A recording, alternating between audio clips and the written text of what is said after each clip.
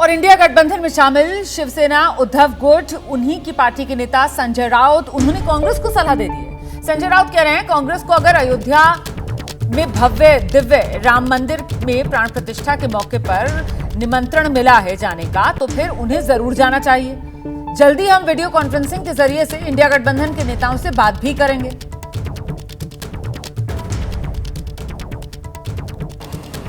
ये किसी एक पार्टी का कार्यक्रम अगर बनाने जा रहे हैं वो गलत है। ये राष्ट्रीय कार्यक्रम है।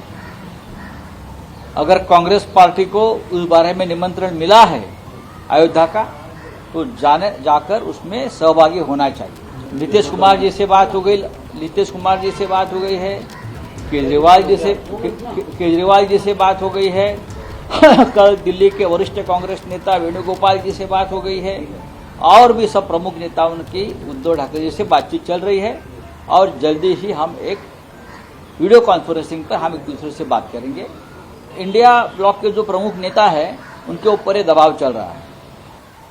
पूरा इंडिया ब्लॉक केजरीवाल जी और सोरेन के साथ मजबूती से खड़ा रहेगा और है। तो वीडियो कॉन्फ्रेंसिंग करके इस मामले को लेकर एक राय बनाने की एक पहल करते हुए यहां पर शिवसेना उद्धव गुट के नेता संजय राउत, जिनकी तरफ से कहा जा रहा है कि जल्दी इस मामले में लेकर कोई फैसला ले लिया जाएगा। लेकिन अभी जो तस्वीर उभर रही है, अयोध्या में प्राण प्रतिष्ठा, इंडिया में दुविधा, अभी तो यही बनी हुई है ना तस्वीर। इंडिया में दुविधा तो समझ में आती है, लेकिन कांग्रेस की दुविधा समझ में नहीं आती, क्योंकि 80 के दशक से लेके अभी तक कांग्रेस इस दुविधा से बाहर नहीं निकल पाई कि हम राम मंदिर को लेके क्या स्टैंड लें।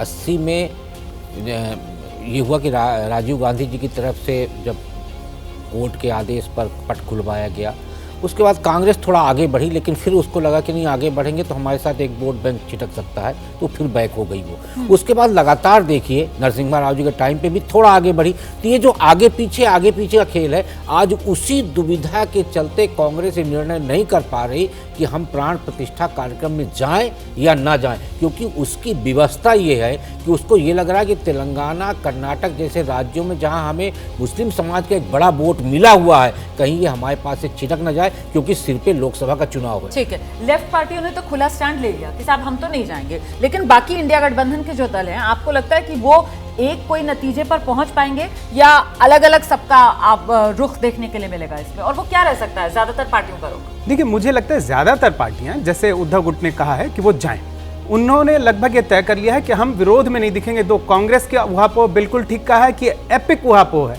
आप हर बार एक उहापोह खत्म ही नहीं होता है कि 3 तरह के स्टैंड हो सकते हैं कि आप पूरी तरह से हिंदुत्ववाद के साथ सॉफ्ट हिंदुत्व के तौर पे दिखें। दूसरा हो सकता है कि नहीं, हम एक लिबरल फेस रखें। तीसरा हो सकता है कि जो बीच में इन्होंने अपनाया था कि कट्टर रूप से आप मुस्लिम अपीजमेंट में लगे रहेंगे। इस उहापोह से बाहर तो निकलना ही होगा, लेकिन बाकी पार्टियों में और एक ममता बनर्जी को छोड़ दिया जाए तो बाकी पार्टियां मुझे लगता है जरूर जाएंगे, और ये पार्टी के स्तर पे फैसला हो सकता है। इतनी बड़ी बात नहीं है कि कौन सी पार्टी का किस तरह से इस पे डिसीजन होता है। ये अलायंस के लिए मुझे लगता है कि इतना बड़ा मुद्दा नहीं है कि अगर कोई नेता जाता है या नहीं जाता, इस अलायंस पे नहीं फर्क पड़ना चाहिए। और कांग्रेस को मुझे लगता है इस पर तुरंत फैसला लेना। ठीक है।